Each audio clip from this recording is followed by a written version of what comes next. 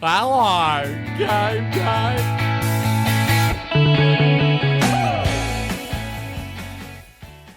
Welcome everybody to the 4th episode of the Hello. Hello. Hello. Are we going to go again? Nah. No, keep it. All Go. right, 4th episode of the Hello Game Day podcast. We're rolling with it. Yeah. We're rolling with it. Truth. We're coming out the All right. gates hot. Okay, so we have got Jed Lamb joining us today. Yeah. And it is an absolute ripper of an interview. Lammy is such great value. We've also got what caught Moosey's eye. Poncho's got a big best on for us. Huge. And, you know, of course, we've got EJ's kits. But first of all, I'm the Moose. I'm the Ponch. And EJ's up in his bitch. As he always is, up in this bitch. So, EJ, kit this week. Talk me through it. Alright, so docs again. Docs again. Fat cargo pants again. Fat cargo pants again. Thrifted button-up red t-shirt. Thrifted button-up red t-shirt. And a thrifted Matrix leather jacket. Thrifted Matrix leather jacket. There's so much to this kit that he doesn't even put in the long sleeve wife beater. Mate, we love And it. the chain. He's gone for the Matrix Reloaded this week. It is reloaded. So we love EJ's kit and he's looking juicy as per usual. Now, Poncho, you've got a few clips for us at the start. Yes. So bringing in this, well, we've already had a couple of laughs already, but so I'm bringing in this episode with a bit of a laugh. Now, pubs are opening back up and we absolutely love it. So everyone's going to be racing in to have their first beer back at the pub. But if you do, please do it better than this bloke did.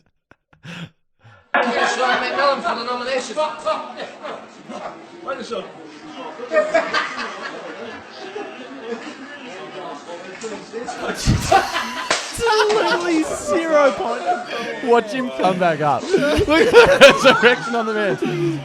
He's hurting. Awakened from a slumber. Yeah, so we want to get back in. Make sure you drink responsibly. I don't care. It's been a while in between pints, so Yeah. we just want to make sure that everybody's drinking responsibly. Yeah, get it down nicely. Now, another thing that's coming back in the world is schools are returning. People are already back there, and the preppies. Now, this is a prep who is not too enthusiastic about being back in class. So we'll play this clip, and we'll see what you think about this bad boy.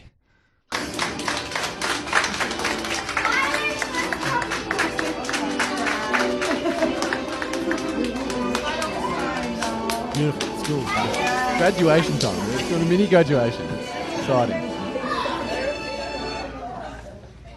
Good afternoon, parents. Good afternoon, boys and girls. Shut the fuck up. Hey. Not nice. No, thank you. Oh, thank you. You need to leave? No, bitch. Okay. Oh, yeah, he's out. So he's not too happy about being back at school. Absolutely terrible behaviour from the youngster. I don't know who taught him that potty mouth. Yeah, so he's been pulled up on it. So those were just a couple of clips to warm us up for this episode. Now, Here's a yellow flag for you because I need to throw you under the bus Yeah. now after that one. yeah, here we go. We've had a few questions, mate. People who don't know you, but they know me, which is most of our listeners. Yeah. People want to know how you went from Richie to Ponch. How'd you get the nickname Ponch? That's what we all want to know. I know the story, but I think you should enlighten the rest of our listeners. Yeah, so a lot of people, and I guess the people we've been talking to, will call me Richie or something like that. So that's my last name. But the Ponch kind of came out. So we've had a big night out, and there's a bit of carry on with the boys. And the part of the story, yeah, as per usual, as the story comes along. And basically, the way in which the Poncho was actually brought into the story, this is a part of the story I never tell, but I just remembered that I was at this house party and I was making no friends. Like, I was having a stinker. So I'm like, I've come in, I've thrown up on myself just as I've come to this gathering of 20, and everyone was pretty close mates. So I walked in this place and I'm like, yeah. Like, So you didn't even know anyone. I You didn't know come in, anyone. you've I'm just spewed like, on I'm like, yourself. hey, everyone, I'm throwing up myself. And everyone's like, who's this guy? Like, piss off, mate. And so I'm just carrying on like an absolute pelican. Didn't have any beers. Just had myself to the fridge. Like, I'm carrying on like a pork chop. Now, all I remember was the hatred that was coming towards me. I haven't experienced it like this in my life. So I've had to make the great escape because everyone's like, who the hell is this bloke? Like, what's he doing here? Piss him off. So I thought was this poncho. I thought it was this rainbow scarf. So I made the great escape. I've stolen this scarf on the way out. Now, the thing that kind of happened that turned into me getting the nickname Poncho, I went to the boys' house. We carried on all night. And all I remember was we're sitting around drinking from the bottle of Kraken. So every time you lost this drinking game, there was about 8 of us on the table, you grab the bottle of Kraken, you'd be like, little bottle of moonshine. Yeah, so from that, I was losing every single game. So that's why when I was drinking the Kraken, I was just getting absolutely smoked. So the last thing I remember was sitting around the table with the boys. And all of a sudden, I wake up the next day completely naked in another room in my rainbow poncho. And the boys are just sitting around having a laugh. And I'm just like figuring out my bearings. I'm like, what's happened? And the funny thing is, I like to kind of pump it up and say, yeah, the boys are calling me Poncho. I've actually brought the nickname up, I run with it and got everyone to start calling me Poncho to the point where the football club and everyone called me Ponch. And going forward, I just said to anyone that I met, my name is Poncho. And then it's just, I've rolled with it ever since. And I can confirm that whenever you meet a new person, even if it's in a professional setting, you will introduce yourself as Ponch. Yeah, I'll flub out the Ponch. And a lot of people will be a bit sort of flabbergasted by it. They'll be like, Ponch? They like don't want to ask you if it's a real name because... Yeah, well, the thing about it was when I originally did it was if your nickname is Poncho, you clearly don't take yourself seriously as a bloke. That was my reasoning behind it as well. So one of the first nights I said it as well. I introduced myself to this chick and I said it and pissed myself laughing. So, yeah, I don't know. It's just something I run with and we'll continue to run with. So, yeah. After that now, we're moving on to what caught Moosey's eye. It's my segment. I love my segment. And this week it is... What is it going to be? Oh, this is special. It's good. This is special. Ah.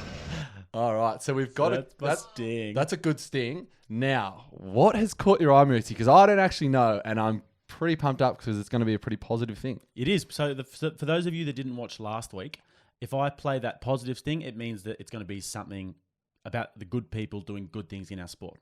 This week, I want to put the spotlight on Collingwood Footy Club and their ties with the Salvation Army. Now, the Collingwood Footy Club has a Magpie Nest housing program where 45 houses are available and 120 adults and children are housed in those that are either homeless or at risk of being homeless. So families. Yeah. Wow. Did you know that? No, I was going to say I've never heard anything about that. It's probably something that doesn't get the spotlight that it deserves. Yeah. So that's the thing. Like a lot of people don't actually know about this.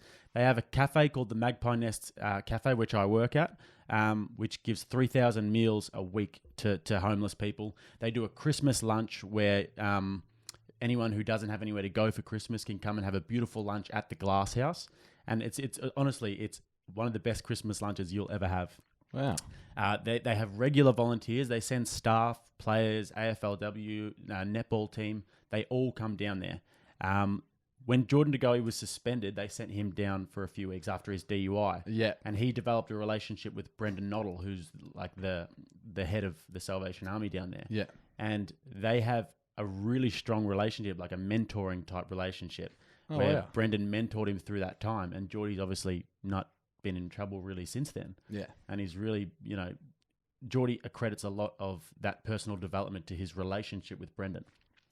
That's another thing that people might not know. Now, another good one is that... You've gone the double. Mate.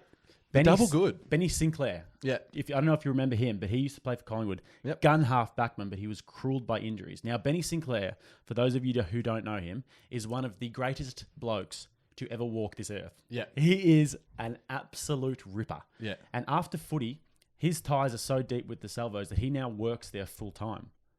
Really? As an employee at the Salvation Army at the cafe with me. Nice. And so he's doing that full time. He's taking it up, and it just goes to show how thick the ties are there. Just last week, both Dane Swan and Eddie Maguire both made unannounced trips to the Salvos, bringing donations and clothes. Yeah. In. So that's another thing that they have. That's one thing. Eddie cops a lot of stick in the media. Yeah. But like, it's good to hear good things. Like, you never really get to hear about these little things that people do. It's always the clickbait, the bad things. So, no, that's awesome to hear. But Eddie and Brendan Noddle are actually like really good mates. Yeah. And they really do work together to just do as much good as they can with this program. And this program is really amazing. I'm not sure. I think there is some sort of a corporate responsibility for AFL clubs to reach out to the community. But the way that Collingwood do it, I really do think they go above and beyond. Yeah. And, you know, they've always got like events happening at the Salvos. And they've got guys like Adam Oxley, Braden Maynard, Benny Crocker, Jared Blair, just to name a few, who are regulars there, always attending the events and like handing out food, being waiters. I've had Braden Maynard and Croc come down and volunteer with me a few times. So the connection is genuinely very deep. And just on the last bit that people might find interesting is that Tarkin Lockyer came down a few weeks ago with his family and they were all volunteering.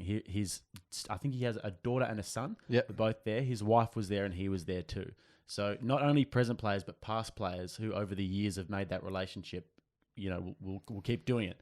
Yeah. So that's something that I find really interesting. I think that people who don't know about it might find really interesting. That's awesome, man. Yeah, it's definitely above and beyond what clubs and, you know, people really need to give back. So it's good to kind of give that feel and actually give someone a pump up for once instead of tearing them to shreds in the media, mate. So that is really, really awesome. Now, this week, I've got me best on segments. So we love the best on. Yeah, give it the sting. Here's your sting, mate. Palm Beach is a pillar of the fucking community. Lessons learned, trophies are earned. All right, now this week, ladies and gentlemen, we have gone back to the halftime sprays. So to give this guy a bit of a pump up, his team has started off strong. They've come in at halftime down, and he doesn't mince words. He goes straight at everyone in the room. So Moosey, give it a go. As good as anyone in the competition, he's not a touch better. How we get 33 points up and then we come in about 20 minutes later, 17 points down. I'll tell you what it is. It's mental fucking weakness!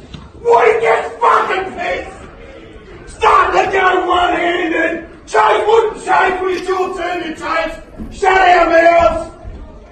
Mental weakness! Not ability! Thought I've done enough, it's quarter time, we're 5 goals up. That's good enough to hang our hat on. Fucking weak! Weak as piss! Your assistant coach played like shit! You fucking played like a coward! You need to lift! That mortal! So that's the big boy going off his chops. And just from the get-go, one thing I picked up is assistant coach. Yeah. Played like shit. Now, The assistant coach is on the chopping block. you would have thought he'd lift when the team's kind of on the struggle. So that's one thing I found. That's going to be an interesting coaches meeting this week. Oh, that's it. There's a few don't come Mondays. He's shooting people off in his peripheries as well, which we love. He's going left, right, down the centre. Chase wouldn't chase when it's your That's turn the to thing chase. that I got was Chase. There's a bloke named Chase, clearly, and he's on the chopping block as well. He looks at him and goes, Chase wouldn't chase when it's your time to chase. Now, you were stitched up at birth with the name Chase. You'd think the efforts that you put in, if your name is Chase, strengths, Yeah. chase down tackles, chase from behind. Just anything with Chase, brother, you'd lift a notch. So that was this week's best on. And yeah, we're sending some more guys if you've got any out there, but it's going strong at the minute. And if you want to have a look at that video, we'll be posting it to our Insta as well with the reactions. Yes. So now we're leading into the interview with Lammy, and you give him the pep up that he deserves because he's a great bloke. He is, mate, and we love Lammy. He's a Yarram boy, but he obviously spent some time at 3 different AFL clubs, Sydney, GWS and Carlton, which is really interesting. It's not really something that happens too often. Somebody spends time at 3 different AFL clubs. So he's got some real perspective into the AFL system, which we found interesting, but more so about him, his character, his life. We stitched him up to the gills, Yeah, and unfortunately. I want to thank him once again. He was an absolute ripper. Thanks for giving us your time, and yeah, had a lot of fun with this interview. He was a funny bloke, and we gave him a couple of verbal jousts. Yep, and I know him from Bentley, obviously, and one day I'll just tell you a quick story. Yeah. One day, he put on an absolute clinic against Port Melbourne. They put him up forward because they just needed to kick some goals, obviously. Yeah. And he kicked 6 goals in the first half. And we were behind the goals, me and the boys from the twos. And you can imagine there was a few frothies being sank. Yeah. And his opponent, his fullback, had a blonde carrot top. Ah. So he was just doomed from the get-go. We were getting absolutely stuck into him. And the Port Melbourne supporters were getting stuck into Lammy that whole first half. But then they just slowly died off because Lammy was just slotting them from left, right, and centre. But he's a ripping fella. He made such a good impression at the Bentley Footy Club on all of us. And yeah, I'm really looking forward to everyone seeing this interview and getting a bit more of an insight into Lammy and his character. Perfect. Awesome, guys. Enjoy. All right, Moosey. We got Lammy this week. What's the game plan? He's a formidable one, Ponchy. I reckon we butter him up with a few stitch-ups at the start and then we just see where it takes us. All right, I'm feeling confident, Moosey. Oh, good. All right. Guys, Ponchy's feeling confident and we need you to show similar confidence in us. If you like what you hear, head to our website, www.hellogameday.co and subscribe so that you never miss a beat. Okay, we're here with Jed Lamb, drafted at pick 21 to the Sydney Swans in 2010.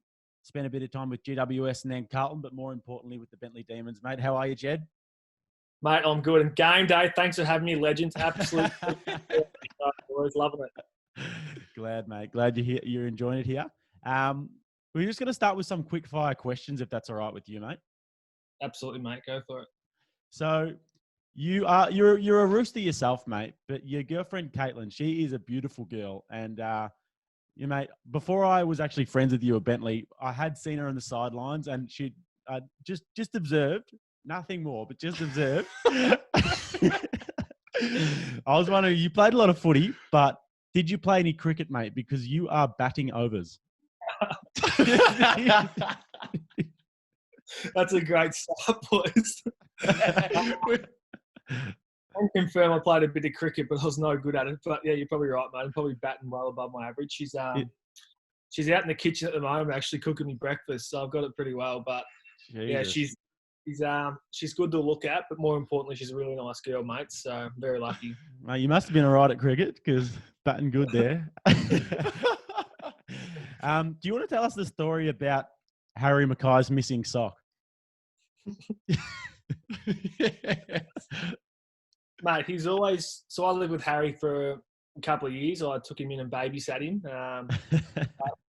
Poor fella was always missing socks. And for anyone that knows Harry, he's not very confident around females. He's a bit shy. And, so we kept wondering where his socks had gone, and turns out he'd been using them for other things, and they were under his bed very stiff and stale.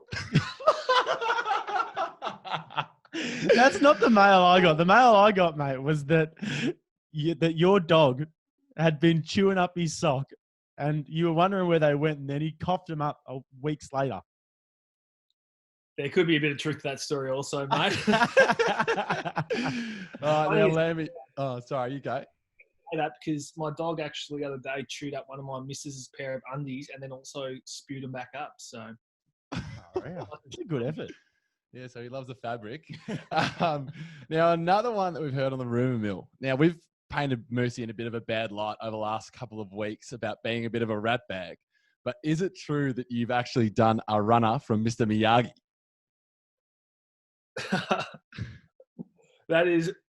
There's some truth to that as well. But yeah. So, a few of my mates took me out for dinner. Told me they would pay for my dinner, obviously being my birthday and all. It wasn't until a day later when I thought they had shouted me dinner. I got a message from Charlie Kerno's sister saying, sorry, but it's a bit awkward, but no one paid the bill last night. So,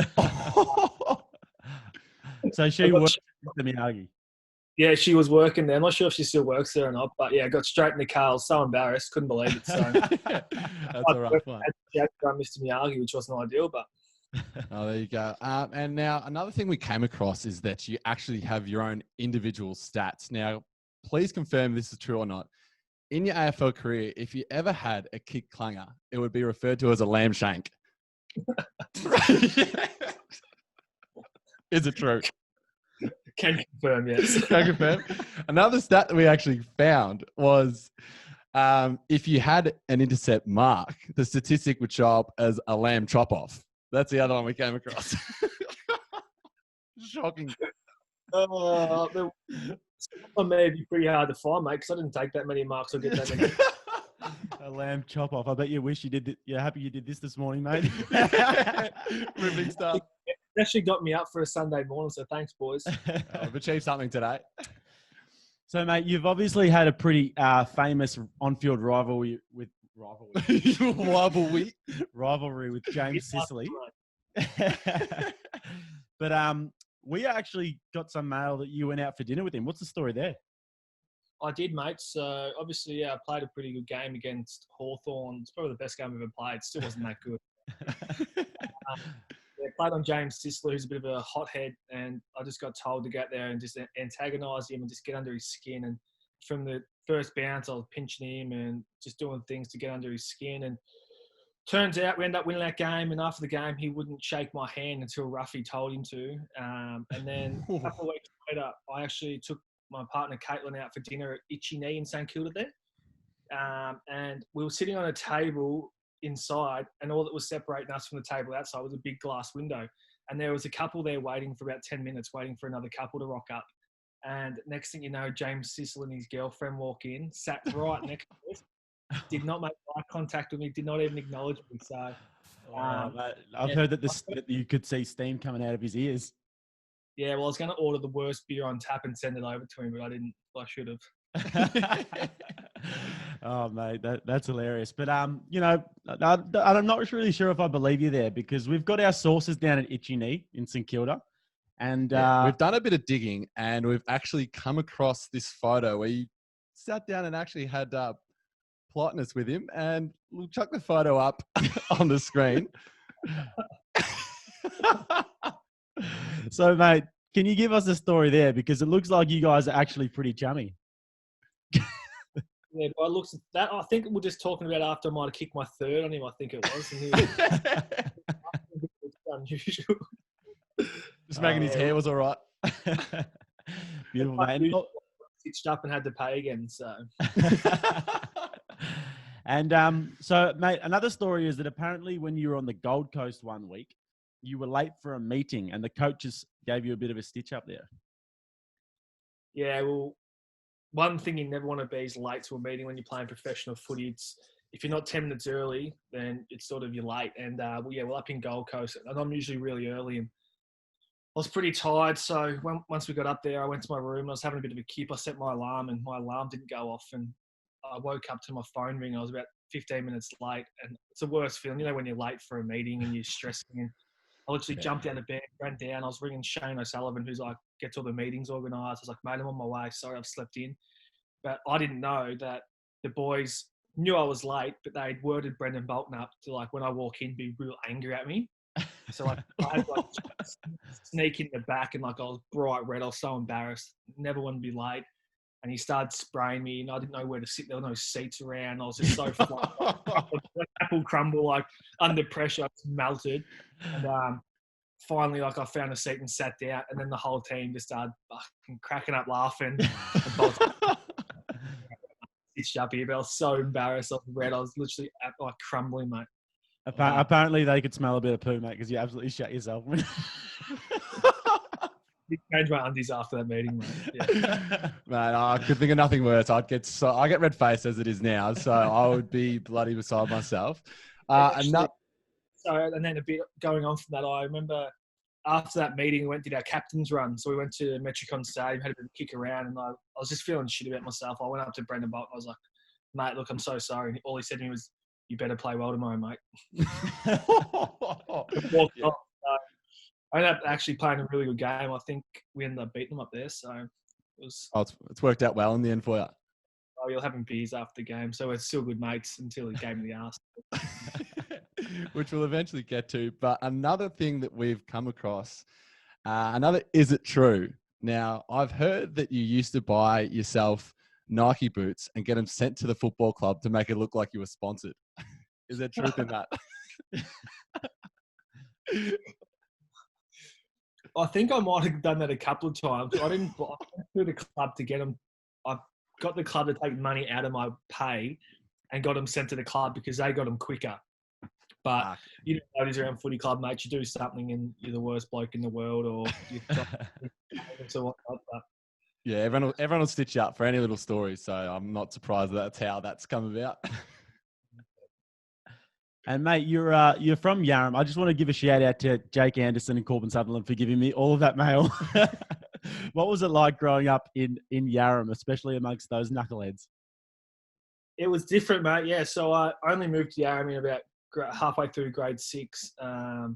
We made the move up there, but just a small country town, mate, so you can't get away with much and everyone knows everything. But, yeah, Jakey and Corby were my good mates growing up. I still remember my first day of primary school. One of the boys took me to do a tour of the school, and they took me down the footy oval, and here Corbin was with this massive head, looked like a bully. And the first thing the bloke said to me was, Corbin, stay away from him. He's a psycho. He's got ADD. Everyone hates him. We being best mates and hit it off from there. But it was good, mate. I loved it. Everyone just loved footy and sports, so I fit in pretty well, and I still go back there when I can. But yeah, Jakey and Corby, they're good lads. Both good Bentley lads. Well, Jakey was until this year, I think. Recently. But That's another podcast. Oh, beautiful, man. Who were your biggest influences growing up then? Growing up, probably a couple of my coaches early days. One of them being Jake's dad, actually. We called him Angry Anderson because if you didn't do something right, he'd give you a big spray. But he's a great coach, and a couple of junior coaches as well. Bill Cumberland, he was probably my first ever coach, and he was a big influence as I had no father at the time. So he sort of took me and my siblings in, and probably the biggest one's probably just my mum. Obviously, just raising 8 kids. Yeah, I probably wouldn't have got to play footy if it wasn't for her driving all around the countryside on weekends and stuff. Yeah, my siblings sort of say I'm the golden child because she used to drive me everywhere and do everything for me. But I just tell them that if they were good at anything, which they aren't, she probably would have done the same. Yeah, she sounds like an amazing woman from what we've heard. Yeah, mate. And raising 8 kids, that is something seriously special all by herself. And if you'd care to delve into a little bit of the story about the tragic passing of your old man, if that's okay, mate. Yeah, no worries, mate. Yeah, so, yeah, these days it's pretty unheard of. Mum say it's pretty hard to raise 3 kids, let alone 8, but she had a lot of help along the way. My sisters were a bit old at the time, but yeah, I had a bit of a tragedy when I think I was about 5.5, 6, and my dad was murdered by his best mate. Mum and dad was split up at the time, but we were actually meant to stay there that night, so we were going to get dropped off, but mum and dad had an argument, so mum said, get back in the car, and we left. Dad's best mate, his name was Mad Mick, Michael Willis, but he had a bit of a rough upbringing. Dad was a bit of a rough man himself. But yeah, got into an argument one night. It wasn't until probably the next day we got home from school. There were heaps of police officers at our house with the news and stuff. And I've said this all along.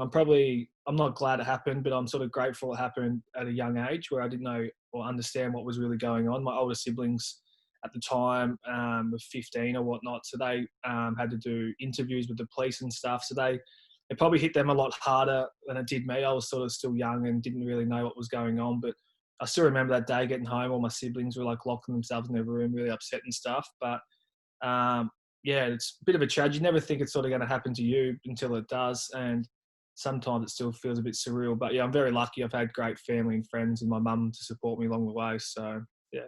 No, we really appreciate you letting us in on that, mate. And, you know, obviously your mum's been an amazing influence for you. How did you guys all sort of get through that as a family unit?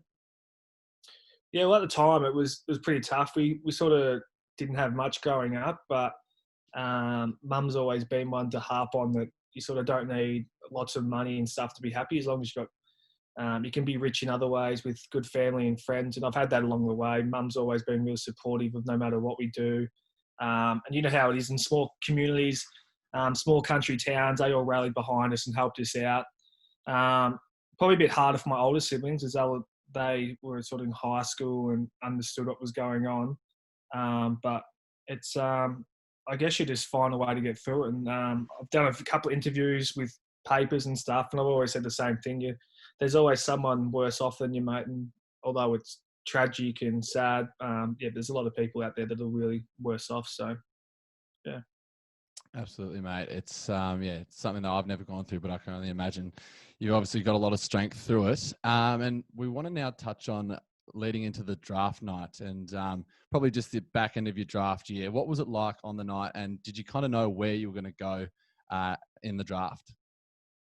Yeah, so I met with every club at draft camp, and they were pretty certain I was going to get picked up pretty early.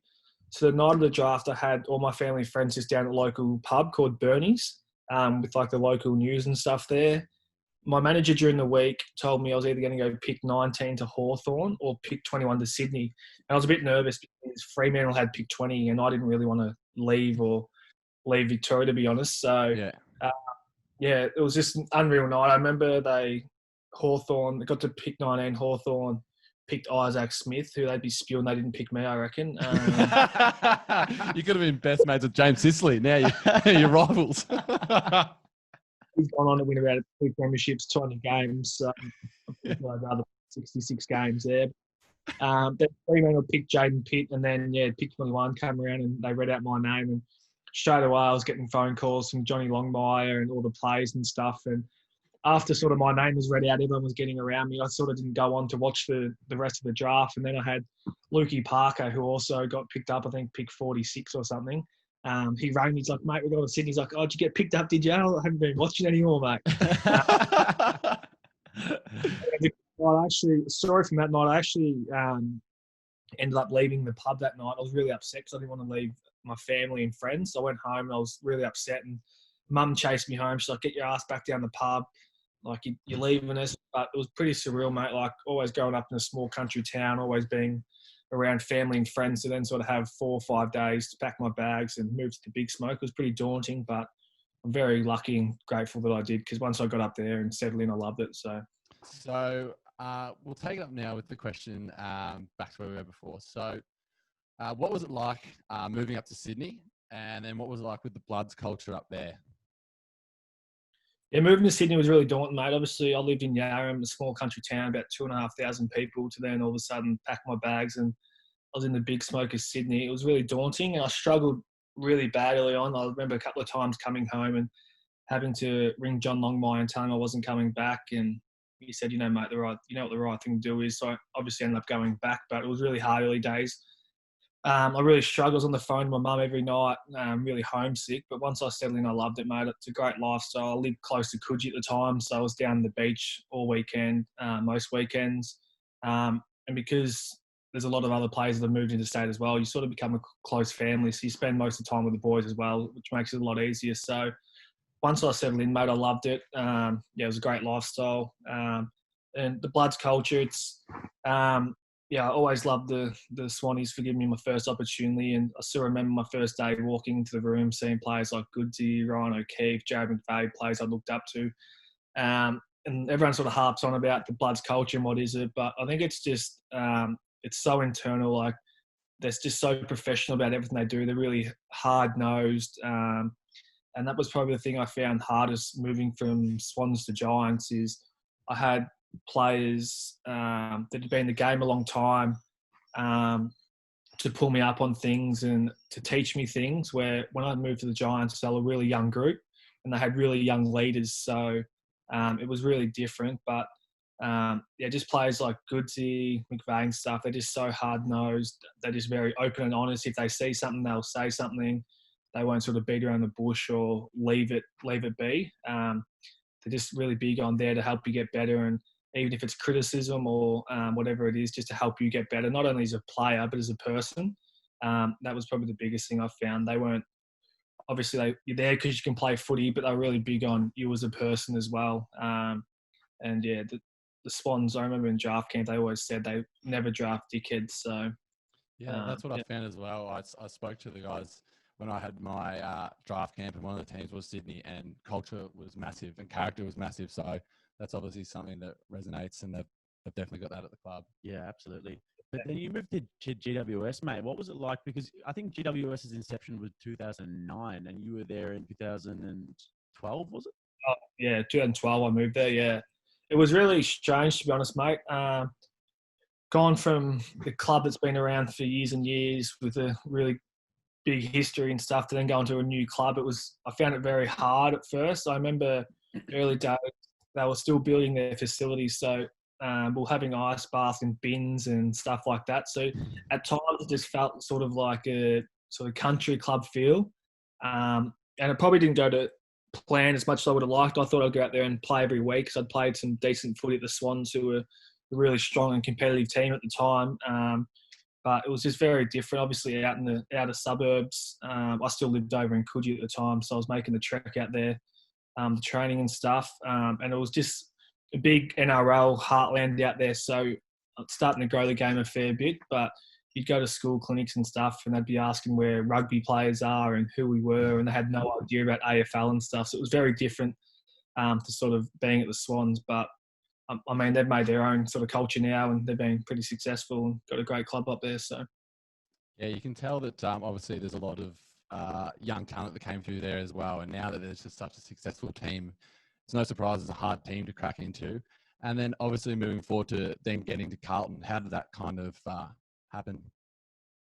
yeah, so I was playing really well in the twos, and I'd played in my first year at the Giants. I think I played maybe 8 or so games, so it was really disappointing. And it wasn't until probably my second year there, I was playing really well. I was kicking bags of goals in the twos and dominating. And the coaches sort of always had something I had to work on, whether it be tackling. I'd go do that really well. Then I'd say, well, what about this side of your game? So it was sort of like I could never play the perfect game or do what they wanted.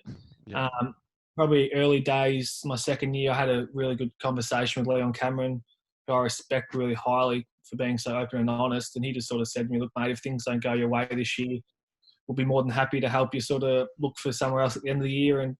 And Stephen Silvani was actually the one that got me across from Sydney to Giants. And then he obviously went to Carlton. So my manager was in contact with him, and he just sort of said to me, just hang in there, mate. Like, although it's pretty frustrating, just keep playing well on the twos because it's going to help you for the years going forward. So, yeah, sort of got to the end of the year, and I was ready to come home anyway. I was sort of missing the family and stuff, and a good opportunity opened up. I just felt like I wouldn't have cracked into the team there anyway. So ended up moving down to Carlton, which is probably one of the best moves I've made.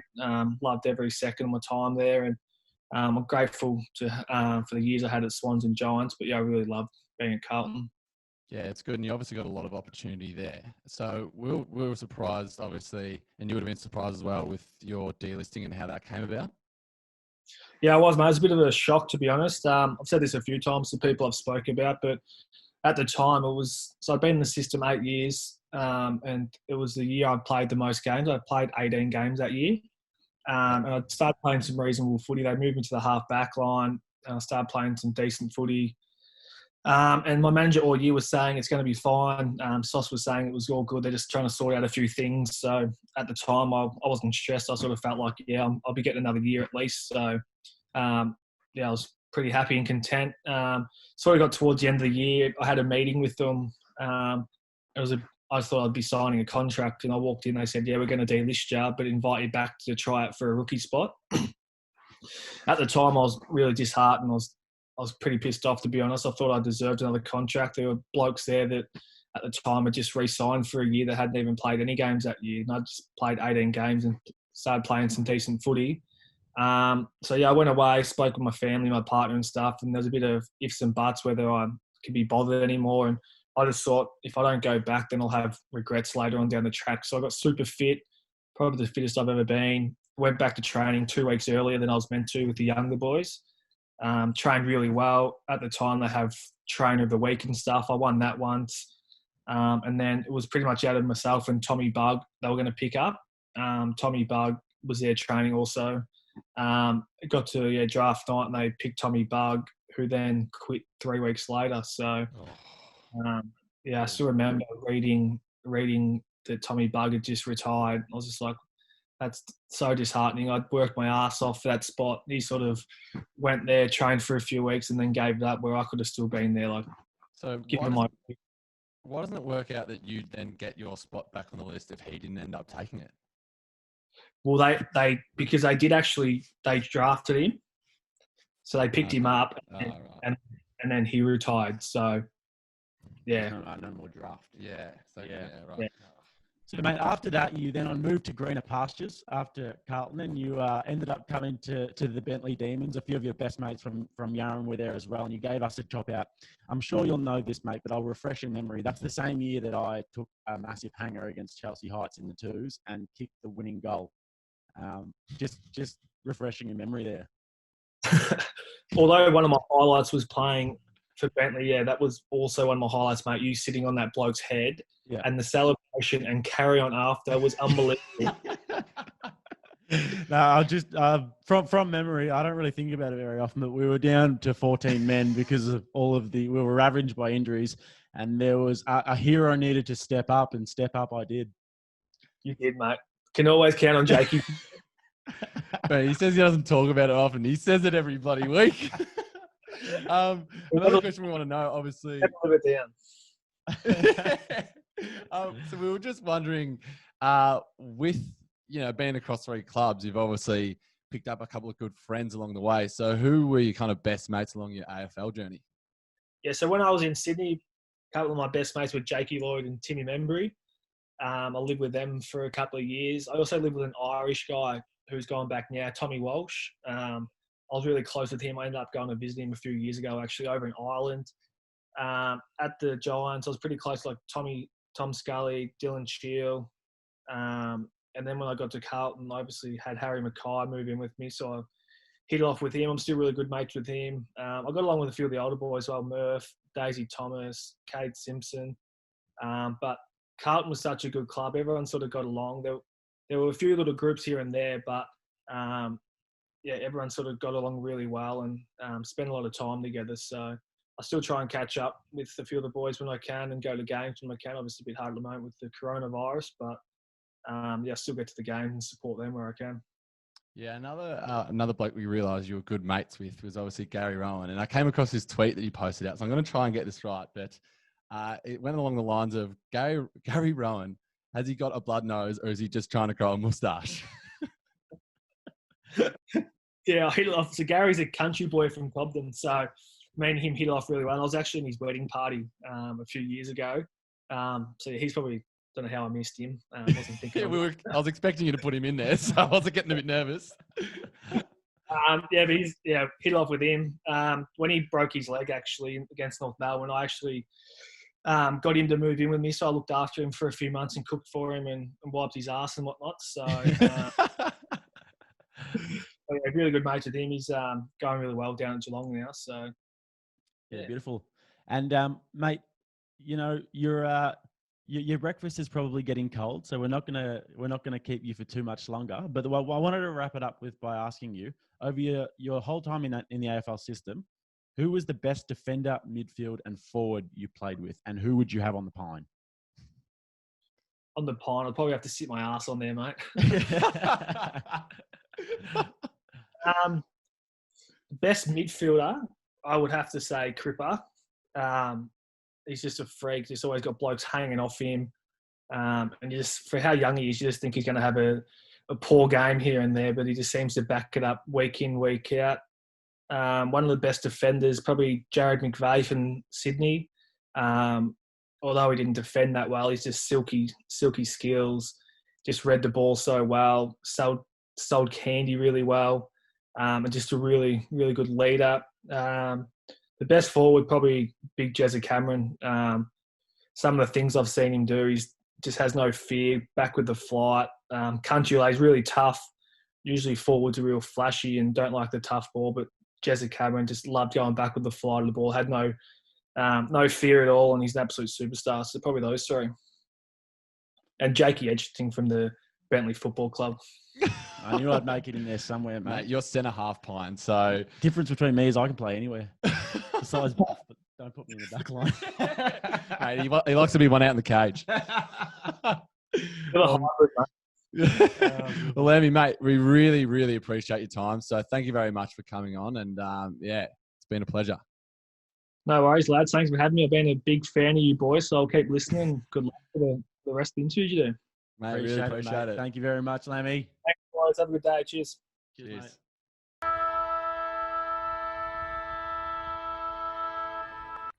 So that was our interview with Jed Lamb. Ponchy, what do you reckon? Ripping bloke, resilient country boy, and his character just shined throughout the interview. I didn't know him personally before this, but it feels like I've known him for a while, and I was just grateful to kind of have a chat with him and have a bit of a laugh. So I really enjoyed his time on the podcast. Absolutely. I'm sure we'll all be grabbing a beer once this COVID-19 I dramas hope is so. all over. Oh, the pubs are back open. Yes. So definitely, Lammy, we'll go for a beer, mate. Absolutely, Lammy. Let's do it. So that's all we've got for you today, guys. Make sure that wherever you're listening, you go and hit subscribe. Head over to our website, www.hellogameday.co, and join our mailing list there. But for now, I've been the Moose. I've been the Ponch, and next time you tune in, bring a mate. Thank you for tuning in to the Hello Game Day podcast.